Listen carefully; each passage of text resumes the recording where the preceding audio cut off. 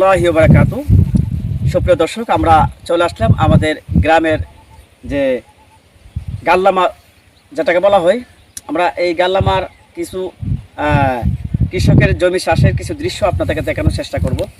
আসলে অত্যন্ত মনোরম পরিবেশে এবং আমাদের কৃষকরা এত সুন্দরভাবে কৃষি রোপণ করা হয়েছে। আমরা দেখতে পাচ্ছি, দেখেন এত সুন্দরভাবে, এই দেখেন সুন্দর চমৎকার মনোরম পরিবেশে তারা ধান রোপণ করেছে। অত্যন্ত সুন্দর হয়েছে এবং খুবই চমৎকারভাবে রোপণ করা হয়েছে।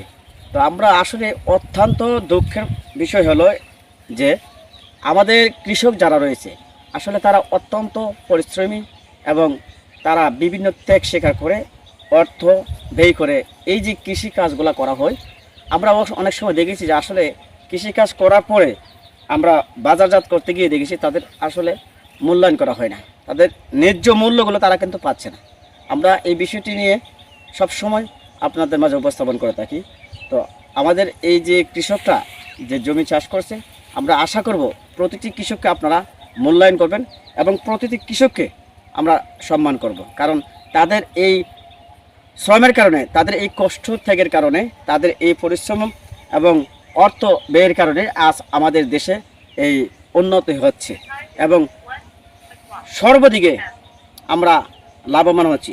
সেই জন্য আমরা চেষ্টা করব অন্ততপক্ষে আমাদের যে কৃষক রয়েছে আমরা সবসময় তাদেরকে যেন আমরা মূল্যায়ন করি এবং বাজারজাত করতে গিয়ে যাতে তারা ন্যায্য মূল্যটুকু তারা পেয়ে যায়, এই জন্য সকলের দৃষ্টি আকর্ষণ করছে। আপনারা সকলেই অন্ততপক্ষে আমাদের শ্রমজীবী যারা রয়েছে, কৃষক যারা রয়েছে, সবাইকে আমরা সম্মান এবং তাদেরকে ইজ্জত করার চেষ্টা করব, কারণ তাদের মাধ্যমে আমরা এই সমাজে আজকে আমরা শান্তি সুখে বসবাস করতে পারতেছি।